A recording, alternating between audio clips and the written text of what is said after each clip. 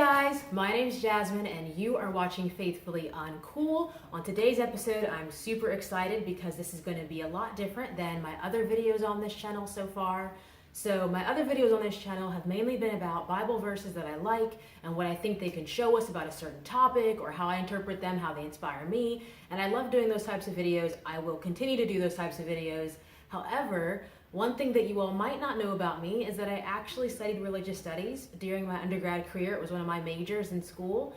And so as a result, I took a lot of courses about Christianity and church history that I found really fascinating. And one of my main goals with starting this channel was to be able to keep a record of the stuff that I learned, to document new things that I learned and share that with a larger audience. So with that being said, today we're going to be talking about something called the Nicene Creed. However, this is actually a large topic, and so it's going to be divided into two parts. So today you're just going to see part one, just to get that out of the way. And we're going to be talking about specifically the Arian controversy and divinity in the church, because that really sets the stage for understanding why the Nicene Creed was ever even necessary. So if I've totally lost you, like you checked out at Nicene Creed, you have no idea what I'm talking about, then it's okay. Stay tuned. This video is for you. Let's roll it.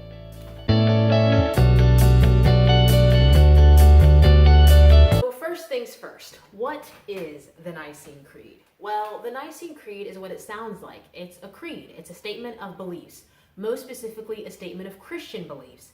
It's called Nicene because of the place where it was created, which was Nicaea, which by most people's accounts is modern-day Turkey. So the Nicene Creed is created to resolve an issue called the Arian controversy. Okay, so the easiest way to understand the Arian controversy is really as it is, which is a big misunderstanding. It's a misunderstanding between, number one, Arius, a priest, and number two, Alexander, a bishop. And so the issue that Arius and Alexander have is really their interpretation of biblical scriptures and their interpretation of who the Son is and how the Son was formed, I should say. So two things before we go into this disagreement. Number one, in Christianity, there was one God, but that God is three figures. God, the Father, the Son, and the Holy Spirit. And they are all three the same, on the same level, equal. That's really important to remember. The second thing is that two attributes of divinity in Christian thinking is that number one, God is immutable. God does not change. Number two, God is everlasting. He's eternal. He always is. He will be. He always has been. And so these two things are really important for any figure that is divine under Christian thought. And God is monotheistic. There's one God, but again, three figures. However, if you are Arius or someone who follows Arian's thinking, around the year AD 318, Arius's understanding of the Bible, of the biblical scriptures, begins to form a lot of followers. And Arius believes that there is at once a point in time where the Son, as a part of that three-head figure God, did not exist. And so Arius says, okay, the Father and the Son is the only begotten Son of the Father. Great, he saved the world. However, if he was begotten by the Father, then before he was begotten, before he was created on the earth, he didn't exist.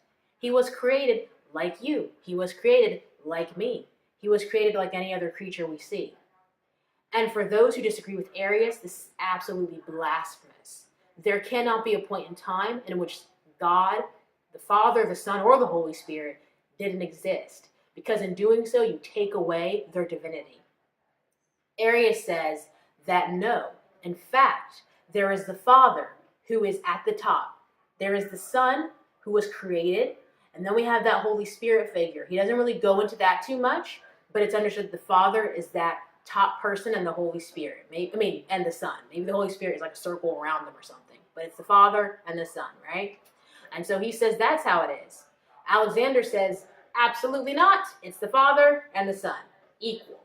And this is kind of the opinion of those who disagree with Arius. But Arius says this is actually a greater insult to the Trinity, because in the character of Jesus Christ, the divinity, the divine, is already greatly challenged.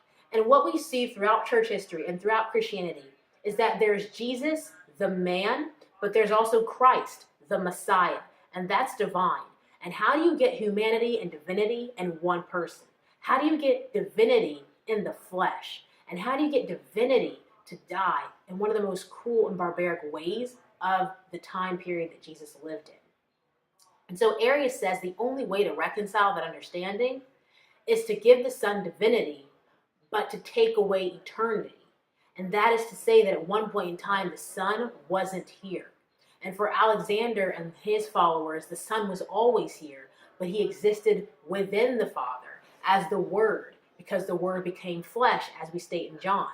But if you're Arius, you don't see it that way. And this is where the controversy really begins. Because throughout history, people have had very creative ways of trying to reconcile Jesus' divinity and Jesus' humanity. And so this is how the controversy is, but it doesn't stop there.